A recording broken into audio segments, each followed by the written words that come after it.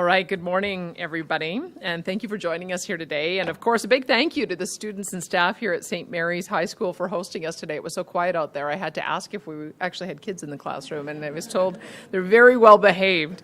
Not like when I was a kid. You normally would see somebody in the hallway because they acted up in class, right? But I'm delighted to be here because St. Mary's has such a rich history in Calgary, and it's a real pleasure to be here. So I'm thrilled to be here with Dimitris Nicolaides, our Minister of Education, Pete Guthrie, our Minister of Infrastructure, to share how Budget 2024 is investing in Alberta students, their families, and communities, and ultimately in Alberta's future. We also are joined by a number of our Calgary MLAs, including Eric Bouchard, Mike Ellis, Tanya Furr, Miles McDougall, Peter Singh, and Mohammed Yassin. I'm also glad that Shannon Cook and Laura Hack, board chairs of the Calgary Catholic School District and the Calgary Board of Education, are here with us today. And I was also surprised to see that Julie Kuziak, the chair of the Edmonton Public School Board, is also here with us today. Because today is a great day. We are investing in a bright future for our children with new and modernized schools and enhanced learning supports for students of all abilities. In this year's budget, we continue to invest in our education system, and that means additional funding to improve and expand education infrastructure so that students, teachers, and communities benefit from new, modernized, and well-maintained schools and classrooms. Our responsible plan means looking at the top provincial priorities in the fastest growing areas and the communities where they are needed most.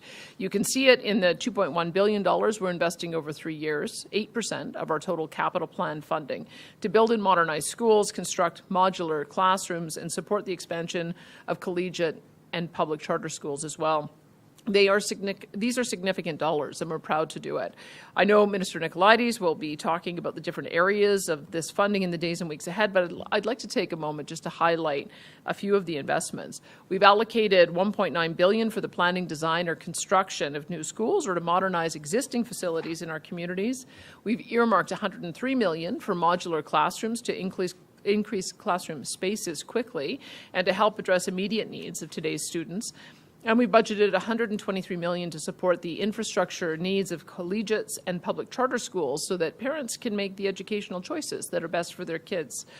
In addition, the capital plan includes $381 million for the capital maintenance and renewal program. Today's investments in new schools and modernized spaces will benefit students and communities for decades to come in Calgary and its surrounding communities, in Edmonton and the capital region, and in communities across northern, central, and southern Alberta. Today's investments mean that 43 priority school projects across the province will move ahead, with 19 of these projects approved for full construction funding, 16 for design funding, and 8 for planning funding.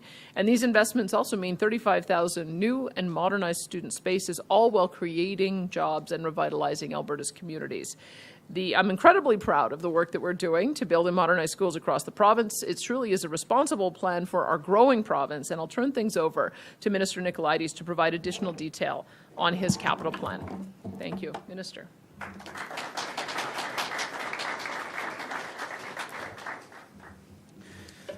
Well, good morning, everyone, and thank you, Premier, and as well, thank you to the incredible staff and students here at St. Mary's for letting us use your space and to make today's important announcement. Thank you as well to all of my colleagues, our incredible MLAs that are here today to support this important announcement, the trustees from Calgary Catholic, Calgary Public, and superintendents and other staff. Thank you immensely for all the work that you do. And just on that note, a quick thank you and shout out to all of our amazing teachers, educational assistants, and other support staff for the amazing work that you do every single day to help ensure that we have a world-class education system in our amazing province. I'm truly grateful for the strong partnership that we have between Alberta's government and our local school authorities. I also, together, I should mention, apologies, we are working hard to ensure that we build an education system that empowers and inspires young learners. And in this process, we are helping generations of young Albertans follow their dreams and realize their full potential.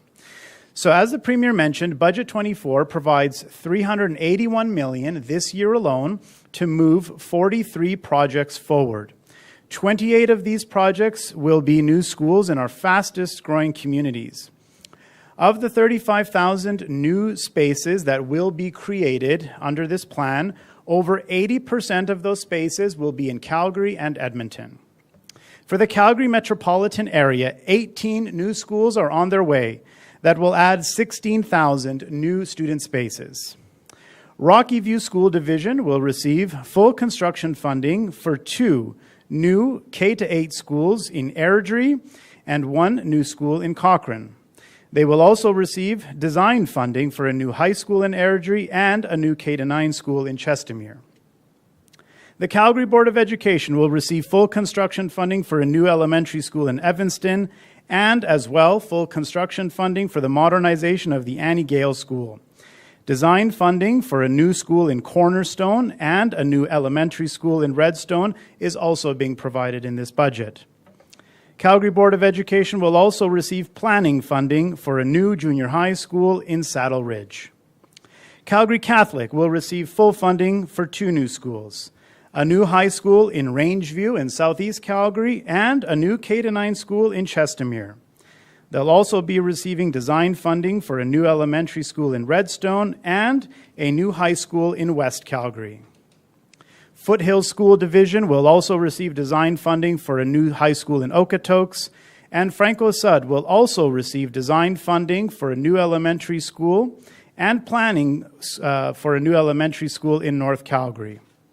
For the Edmonton metropolitan area, 13 new schools are on their way that will create 12,500 new spaces.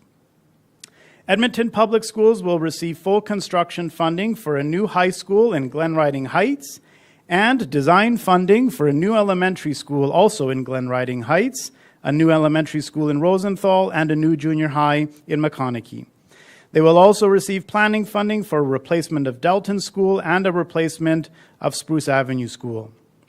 Edmonton Catholic School Board will receive full construction funding for a new K-9 school in Cristalina Nera, a new K-9 school in Hayes Ridge, a new K-9 school in Heritage Valley, and a replacement school in Rundle.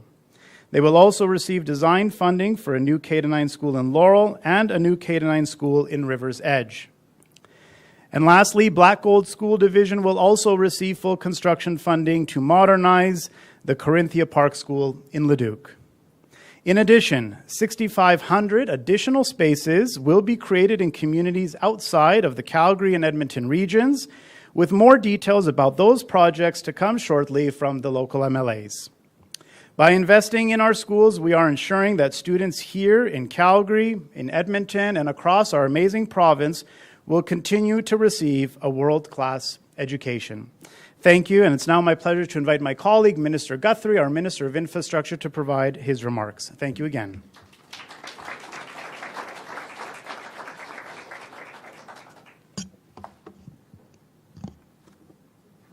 Well, good morning, everybody. It's nice to be here today with Premier Smith and Minister Nicolaides and all of our distinguished guests. Thank you to our host, St. Mary's High School, along with Calgary Catholic, for having us here. It's a great time to be in Alberta with our Finance Minister, Nate Horner, introducing another balanced budget just yesterday with a projected surplus, I might add. And I'm excited because that very budget provides the go-ahead for my department to build dozens of new schools for generations of students to come. And as you've just heard, our government is investing a total of $2.1 billion into constructing and modernizing schools all over Alberta, including $350 million right here in Calgary. We got an announcement?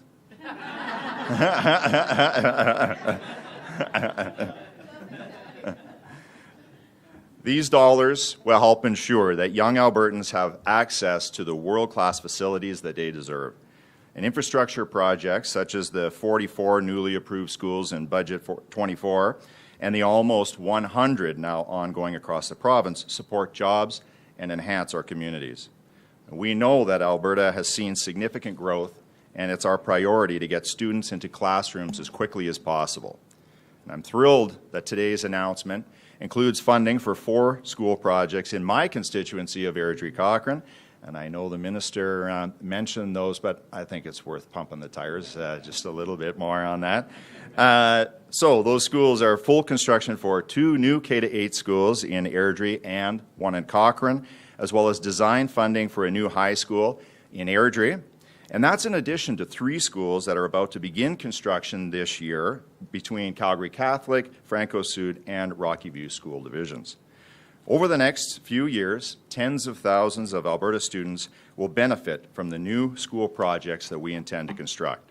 And in fact, by the end of 2024, we expect 11 schools to be completed, ready to have kids fill those halls. From border to border, capital projects are underway in various stages of planning, design, and construction, all of which will have huge economic and community benefits.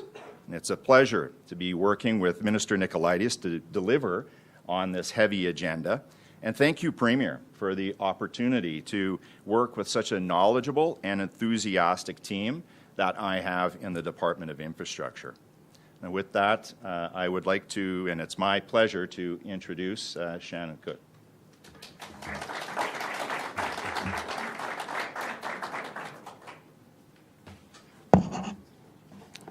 First things first, is the microphone at the right level? Okay, it is. Here we go. Thank you, Minister Guthrie. I'm Shannon Cook, the Chair of the Board of Trustees for Calgary Catholic. It's a pleasure to welcome you here at St. Mary's High School today. I'd also like to extend a special welcome to Premier Smith, Minister Nicolaides, Minister Guthrie, all of the MLAs that are here. I'm so happy to see them as well. Board Chair Hack and Board Chair Kuzik. She gave me a lesson on her name. I don't think I got it right, but I'm working on it. I'd also like to just point out Trustee Ivanelli, Trustee Martin, Trustee D'Souza, who are also from the Calgary Catholic, trustees for Calgary Catholic. Today we gather at not only Calgary Catholic's first school, but the City of Calgary's first school. St. Mary's School opened its doors in 1885, nearly 140 years ago. Fast forward more than a century. Tradition, high academic standards, and a welcoming school spirit continue to fill St. Mary's hallways, classrooms, and the minds and hearts of its students and staff. As evidenced in this school, student success continues to be a priority for the Calgary Catholic School District. Educators have an incredibly important job empowering young men and women to become active and caring leaders in our communities so that one day they will perhaps be sitting in these chairs at front, providing leadership and making incredibly important announcements at events such as this. On behalf of the Calgary Board of Trustees, I want to sincerely thank the Government of Alberta for investing in infrastructure to support and empower our students. We are grateful to receive full construction funding for our top priority projects, a new high school in the southeast community of Rangeview and a K-9 school in Chestermere. We are also grateful for design funding for a new elementary school in the northeast community of Redstone and a new West Calgary High School. We look forward to working with the government to get shovels in the ground on these projects as quickly as possible. These projects require urgent attention given the critical need for school infrastructure and Calgary Catholic's high utilization rates in these communities.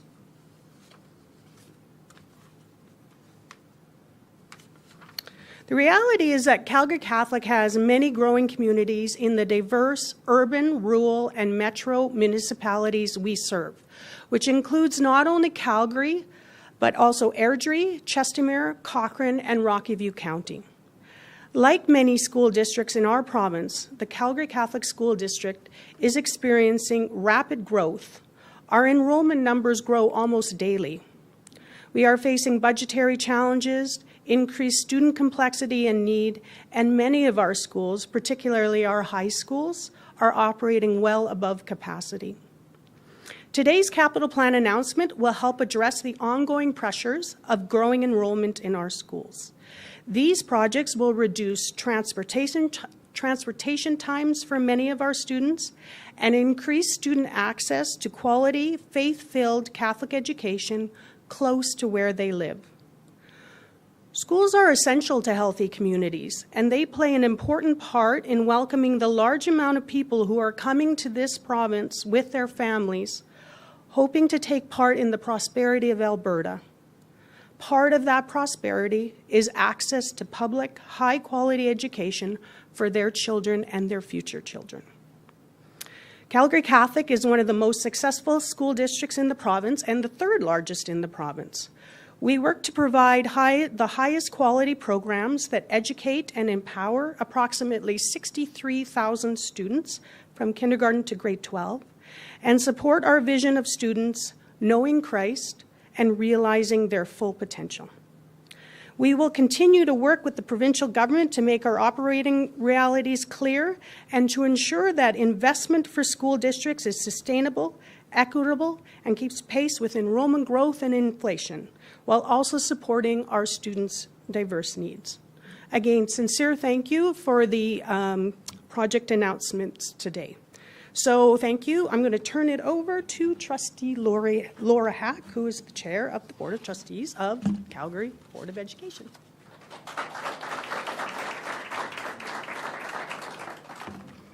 Thank you so much. Thank you, Premier, ministers, MLAs, board chairs here today. Thank you so much for attending. On behalf of the board, Calgary Board of Education, Board of Trustees, students, staff, families, I'd like to thank the Government of Alberta for today's capital announcement. These investments in infrastructure are vital to support student learning opportunities across our system. We are pleased to receive the top priority from our 2024-2027 capital plan with full funding for the construction of a new elementary school in the community of Evanston. This will provide a school for some of our youngest learners within the community where they reside. We're also grateful to see the financial commitment to move forward into the design phase of a new high school in the community of Cornerstone. This high school is very much needed for our students in the far northeast corner of the city, and this ensures that they can attend classes closer to home. We're pleased to see the new middle school for Saddle Ridge, as well as the Annie Gale School modernization, move into the next phase of funding. We look forward to the design work beginning for new elementary school in the community of Redstone. As grateful as we are for today's announcements, we still have a critical need for more learning spaces. Over the past 2 years, Calgary Board of Education has welcomed more than 13,000 additional students to our system. That's enough to fill more than 22 elementary schools, and we continue to enroll students every day. In the coming weeks, the Board of Trustees will turn its attention to CBE's capital plan priorities for the 2025 to 2028. This 3-year plan is available on our website and highlights that we will be asking government for even more schools going forward. We'll work closely with Minister Nicolaitis and Minister Guthrie to discuss the ongoing capital needs and pressure points for Calgary and at the Calgary Board of Education. Thank you again for the announcements today, and we look forward to working together to provide quality learning spaces for all CBE students. I'd like to invite the Chair for Edmonton Public, Julie Cusack.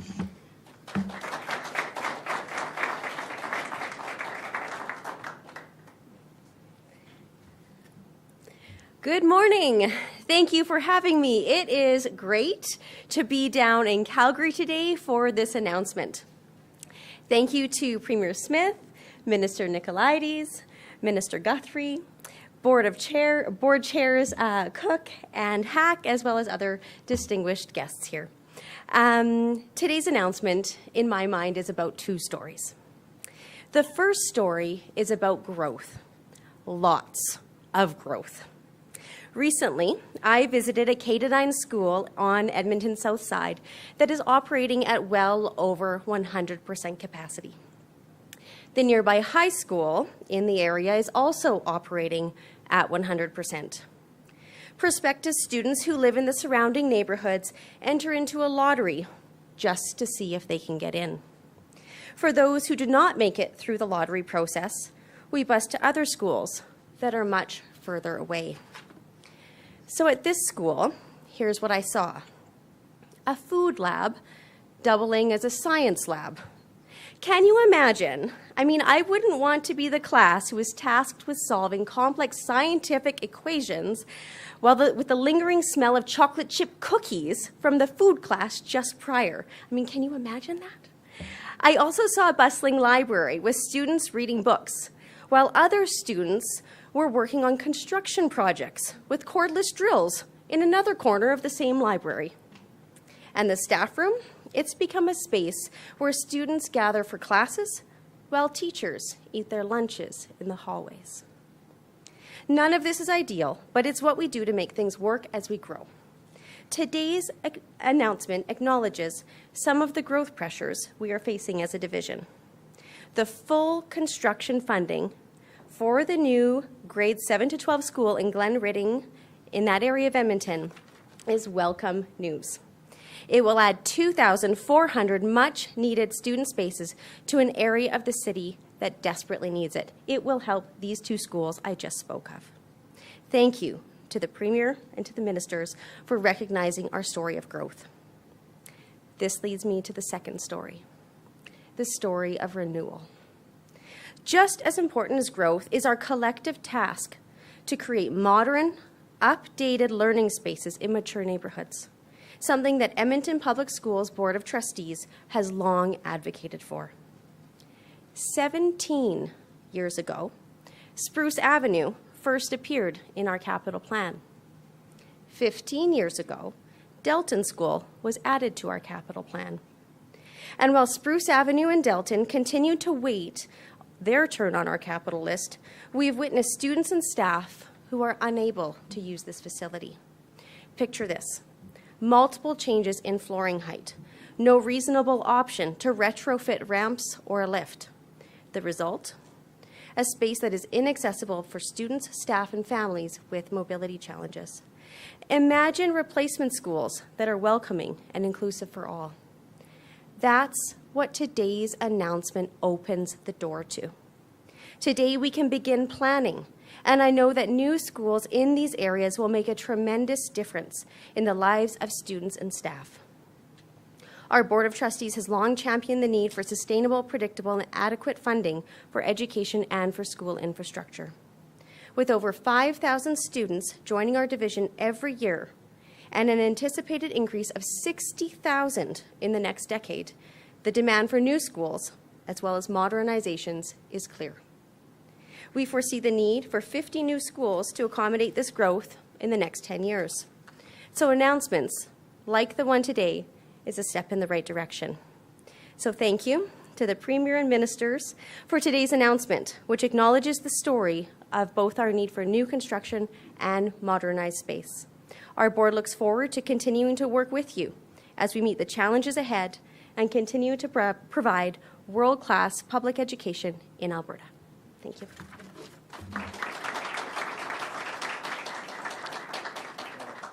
Thank you. We'll now enter the media Q&A portion of this announcement. We'll start off with questions in the room here if you want to make your way to the mic. A reminder, we'll be doing one question, one follow-up today, and then we'll head over to the phones. We'll go to the mic first.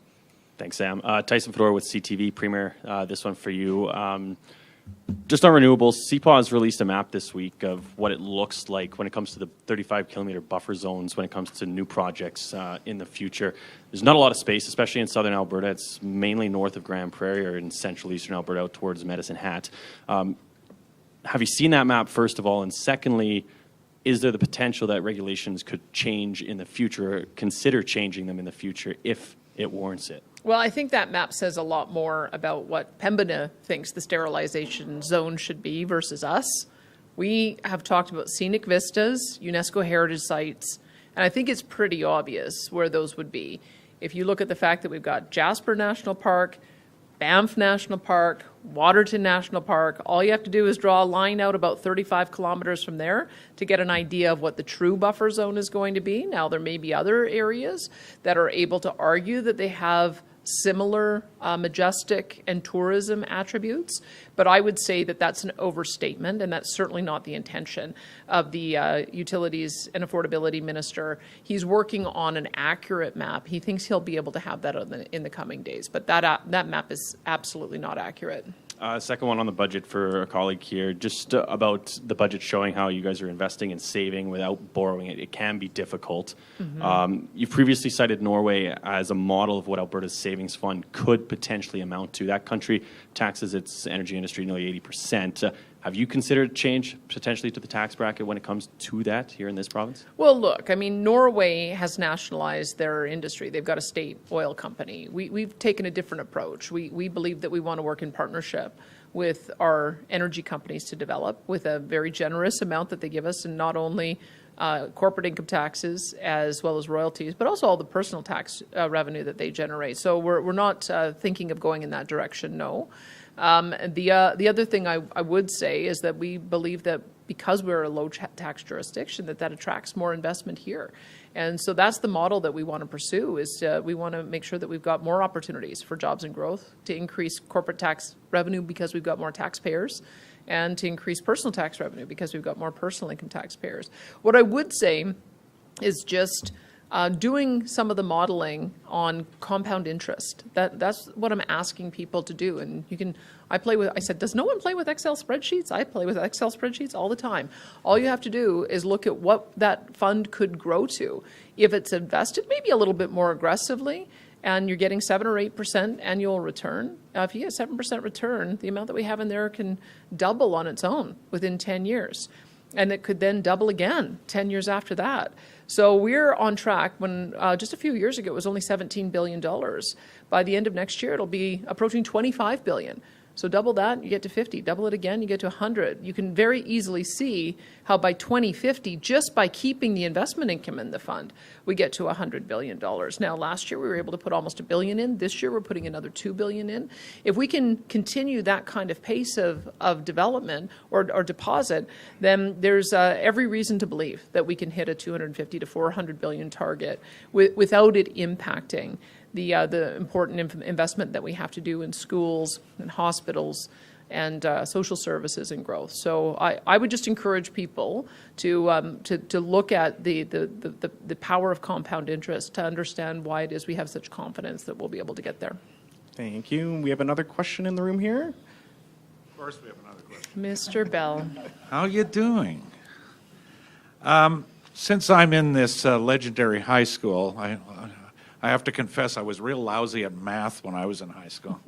You don't play with Excel spreadsheets. I do not. I was thinking of that quote. Yeah, no, I definitely don't spend my time playing with Excel spreadsheets.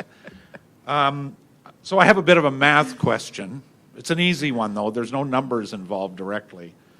You talked about in your TV address and revealed in the budget that, you know, it's not an austerity budget, but it's a budget with some restraint, and they're spending lower than inflation and population growth. So this might confuse people because how are you planning, without going into all the details, but generally speaking, how are you planning on dealing with all the demands that come from inflation and all the demands that come from a growing population while not spending as much as the rate of inflation and the rate of population growth?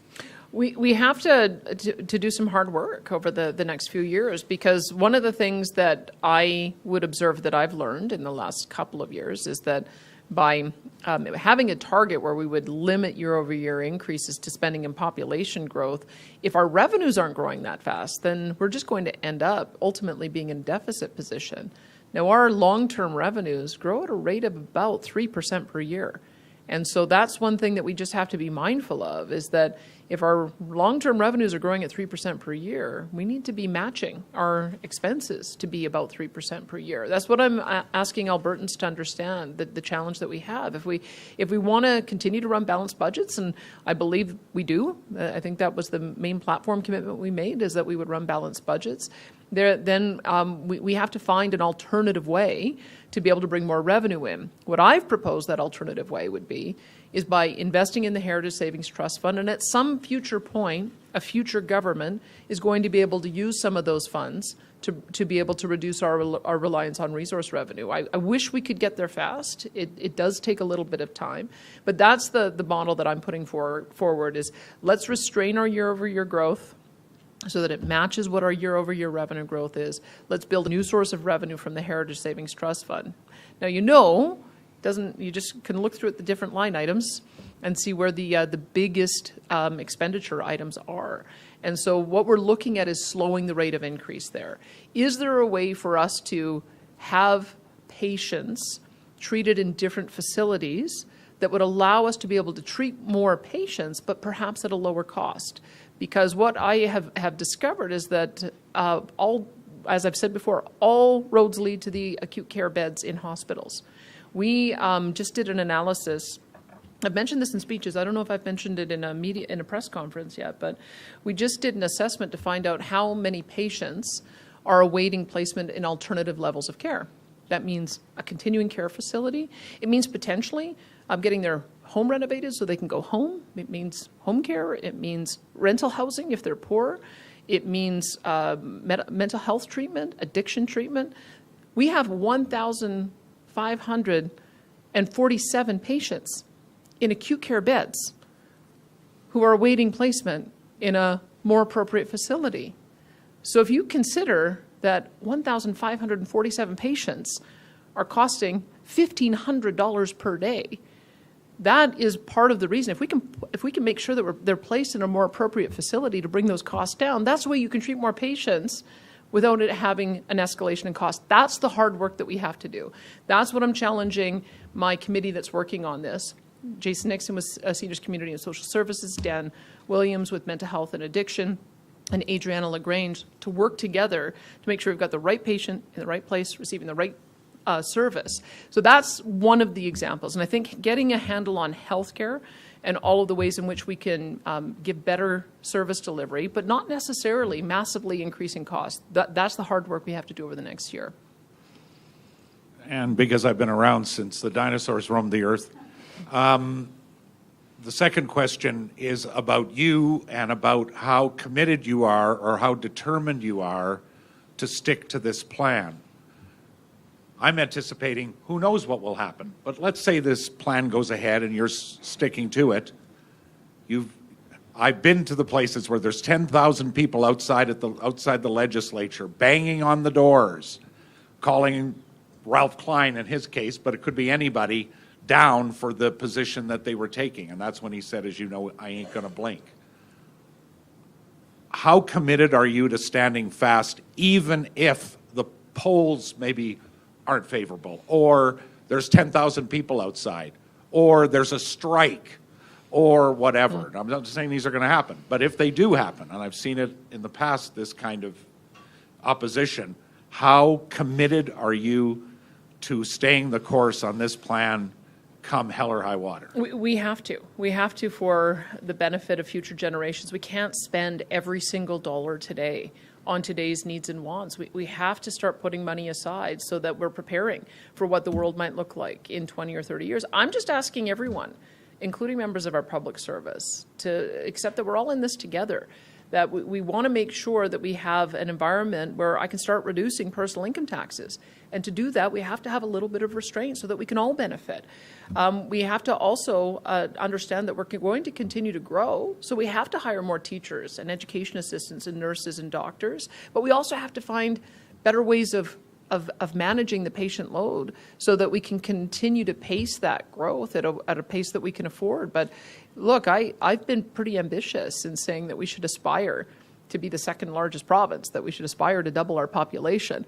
So that means that we will see an increase in everything that we're talking about here today, schools. It will mean that we need an increase in frontline workers, but we're just going to have to do our work a little bit differently so that we're putting it in the priority on the front line. And so that's what I'm hoping. I hope that everybody's going into this with a spirit of cooperation and collaboration, and we're all in this together. It benefits all of us if we can make sure that we've got a measured pace of growth so that we can invest where we need to, but we can also keep our low tax environment. Thank you. We'll take one more from the room before heading to the Hannah lines. Said from City News. A quick maths question from the Minister, please. The press release we've gotten says 28 new schools. the information you gave us, 18 new schools in Calgary and 13 in Edmonton, that doesn't add up to 28. If you could Correct. clarify Yeah, that. there are additional projects that we'll be announcing in the coming days in other communities outside of Calgary and Edmonton. So what would be the total new schools in Calgary and Edmonton then?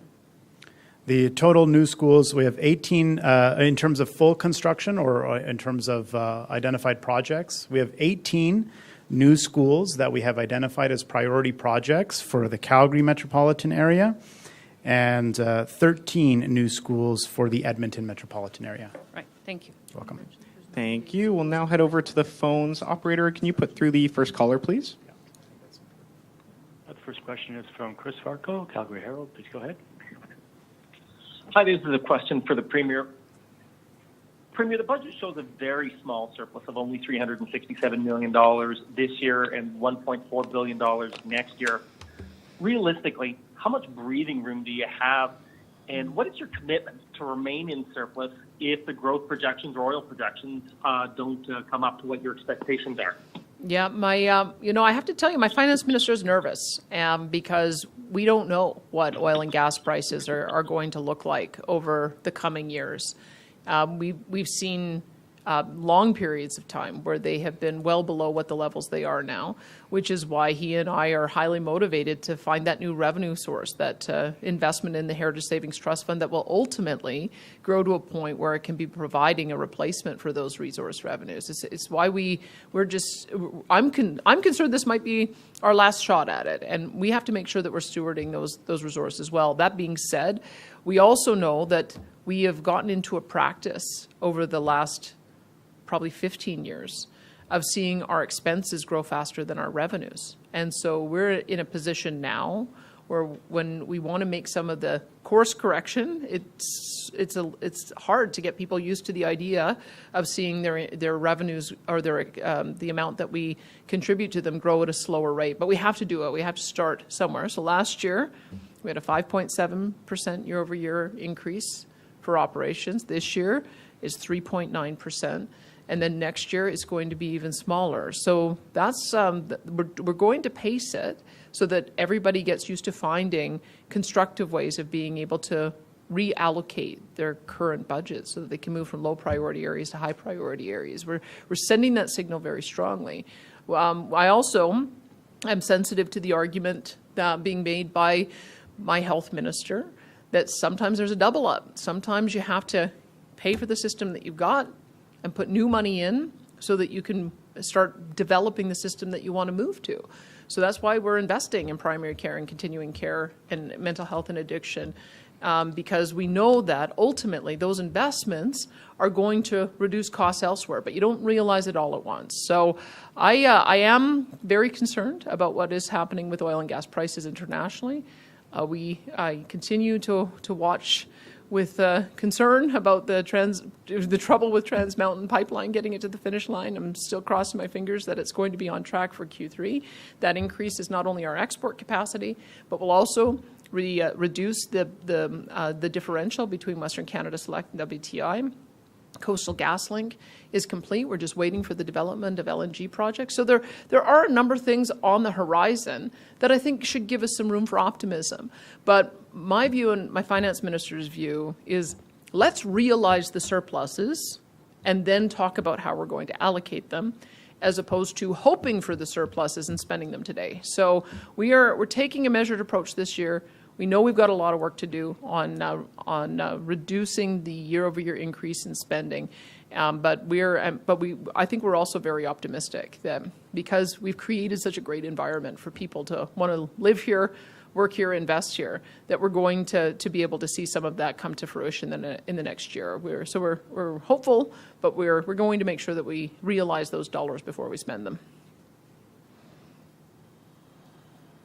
Just to follow up, today the CEO of Meg Energy said that they've received a call from Trans Mountain Corporation to begin the line fill on the Trans Mountain expansion. How important is it for the province's finances and for your surplus projections to see Trans Mountain move ahead this year without further delays? Well, that's good news to hear that. It sounds like they may have resolved the problem with the obstruction that they encountered in the last few weeks. Here's what I would say. I mean, just doing the math on some of it is that if we are now seeing an increase in our production by 600,000 barrels per day, you could just do the math on that. It's about $75 a barrel, I believe, Canadian. And then we get about 1/3 of that in royalties. So that's a pretty significant number. But on top of that, I met with the Pathways Project proponents, and one of the things that we expect to happen is that the differential between Western Canada Select and WTI should narrow. And that could potentially also result in billions of dollars of additional revenue. So I think those are very optimistic. That's a very optimistic future. Again, because those are one-time revenues, we want to make sure that we're using them appropriately, using them, for instance, to pay down debt, which is, as we realize surpluses, 50% will go to debt. And then the remaining 50% can be used for other things, more debt repayment, deposits to the Heritage Savings Trust Fund so that we can grow it for the future, but also one-time spending so that we can accelerate some of the things that we're talking about here today. I mean, the minister has told me, because I know that we're sort of developing the advancement and rolling out the advancement of these projects, but we've got 98 schools in various stages of development. 98 schools in various stages of development. You just heard from the Edmonton board chair that her school district alone is going to need 50. So if I'm doing some quick math on that, that's probably 70 in Edmonton alone, so probably a similar amount in Calgary, and then add on, another 40 for the rest of the province. So we know that we have a lot of work that we need to do to build schools to keep up with this over the next 10 years. And so as those dollars become available through surpluses, we can accelerate some of these construction projects. But we do still need to realize the surplus first. We need to make sure that we stay true to running a balanced budget, being prudent in our year-over-year spending growth, and then when we end up getting some of the windfalls that happen because of the projects that we're talking about, then we can accelerate on some of the projects that we know are in the queue. Thank you. Chris, operator, could you put through the next caller, please? The next question is from Alana Smith, Globe and Mail. Please go ahead. Hi, thanks for taking my question. Premier Smith, I wanted to ask you a bit about wildfires. Of course, from everything we're seeing, this wildfire season could be on par with last season, which of course was the worst that Alberta has ever seen, or perhaps even worse than that. And it obviously increases the likelihood that we'll have to dip into the province's contingency fund again. So I'm wondering, natural disasters, particularly wildfires, they're becoming a constant in Alberta. So why does Alberta still use the contingency fund, which of course was established as more of a cushion for unexpected expenses, to cover costs related to these sort of things? Well, it's a combination of both. I mean, look, we know that there are going to be extraordinary years. When I was in politics last time, the extraordinary event was the High River and Southern Alberta floods. And then there have been many years where flooding has been very localized and relatively manageable. Then we've had full years where we haven't had to engage emergency response when it comes to fires. And last year was truly extraordinary, with 2.2 million hectares burned, which was double the next highest season. So what you'll see is that this combination of both, that we are ensuring that forestry and parks has more of the resources so that we can be fighting those fires. So Todd has done, we'll get Todd's department to follow up with you on where we find ourselves, but I believe we're starting fire season prep early. We're adding more firefighters to the roster, training them up so that we're in a position where I believe we have 1,200 firefighters by the time we get to mid-April. We're also going to be investing in new water bomber equipment so that we can not only be prepared for fighting fires here, but also lend that to the other jurisdictions. And we have a larger contingency fund, knowing that if it is as bad as last year, then we will be able to have that buffer to be able to pay for it. And if it isn't, then that becomes also dollars that will go to surplus that can go to debt repayment, Heritage Savings Trust Fund, or accelerating some of the projects that we're talking about today. So I think that the minister made a wise decision in shoring up forestry and parks to prepare them, but also in making sure we had a larger contingency fund. You just can't, we won't always have a $2.9 billion disaster like we did last year. And so I think, in fact, planning on a certain amount of base funding for a typical season is prudent, but then also making sure we have a substantial contingency so that we're never caught out is the wise way of going about it. And did you have a follow-up, Alana? I do, thanks. I understand, natural disasters in general are pretty unpredictable, right? But if history repeats itself, we're going to see floods, wildfires, droughts. Like, these costs are going to come every year pretty much. So I'm wondering, why not just establish an annual line item in the budget, directly towards natural disasters, other than, as you say, like, we have this backup fund that can go into contingency? Why not just an annual line item? Well, I guess I don't know that is the case. We don't always have a $2 billion disaster every single year. And so I think, again, making sure that we've got a contingency that's healthy enough to be able to pay for that. Remember, too, that in disasters, the federal government also assists us in paying us a portion of the disaster recovery costs. So we will put money up front, and then they will often compensate us to be able to cost share on that. There's also a lot of work that we could be doing on mitigation. I know that Todd has announced another $5 million to help build fire breaks around communities, fire guards. And that's essential, because the big issue that we have when we have these really catastrophic years is when the fire jumps from the forested areas or the grassland areas into a city, and then you have to start doing structural firefighting. So we were so pleased to be able to avoid that last year. And I can tell you he's going to be doing a whole lot more of that, making sure that we have those fire guards built. And in addition, in future years, when we're talking more about flood risk as opposed to drought risk, as we are this year, we'll also have to be doing the same kind of mitigation efforts to protect the communities that are at risk of flood. I mean, Springbank Dry Dam has been built here. We're looking at a solution on the Bow down in High River. All of the mitigation work has been done down there, and so we've got to make sure that we're doing those kinds of things to avoid the kind of really costly disasters when you end up with unpredictable years. So that's the approach that we're taking. It's not one or the other. It's both. Thank you, Alana. And we have time for one more question. Operator, could you put through the next caller, please? The next question is from Joanne Skalski, CTV. Please go ahead. Hi, thank you so much for taking my question, either for the Premier or Education Minister. I'm hoping to get some clarity on the funding for private schools.